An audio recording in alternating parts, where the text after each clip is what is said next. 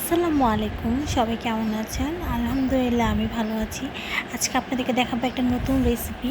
আমিও প্রথমবার ট্রাই করেছিলাম। আমি পেজের মধ্যে একজন আপুর, লিজা আপুর নামের একজন আপুর রেসিপিটা দেখেছিলাম। আমার কাছে অনেক লোভনীয় লেগেছিল, তাই আমিও আজকে বানিয়ে ফেললাম। আমি নিয়েছি চাপা শুটকি, লুট্টা শুটকি, ছোটো শুটকি নিয়েছি।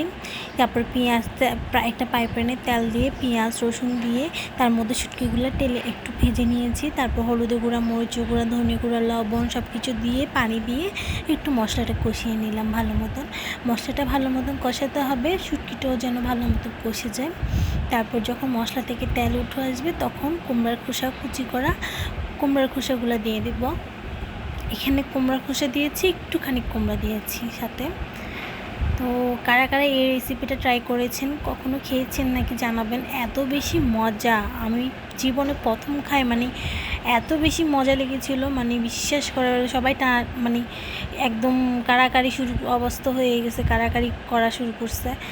লাস্টে দিয়ে আমার জন্য ছিলও না, একটুখানি ছিল, এত মজা হয়েছিল।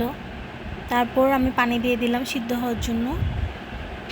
তারপর পানিটা ফ্রোজেন টমেটো ছিল আমার কাছে, টমেটো দিয়ে দিলাম বেশ কয়েকটা। প্রায় একটু ভালো মতো সিদ্ধ করার জন্য অপেক্ষা করব। ভালো মতো যখন পানিটা টেনে আসবে তখন ধনেপাতাটা দিয়ে দেব। কাঁচামরিচ দিয়েছি সাথে। ধনেপাতা দেওয়ার পরে একটু টানা টানা ঘামা ঘামা, যখন একদম ঘামা ঘামা হয়ে যাবে ঝোলটা, তারপরে চুলোটা বন্ধ করে দেব। হয়ে গেল মজার শুটকি দিয়ে কুমড়ার খোসা ভাজি। এটা ভাজি বলা যাবে না, একটু ঘামা ঘামা ঝোল রেখেছিলাম। আল্লাহ হাফেজ।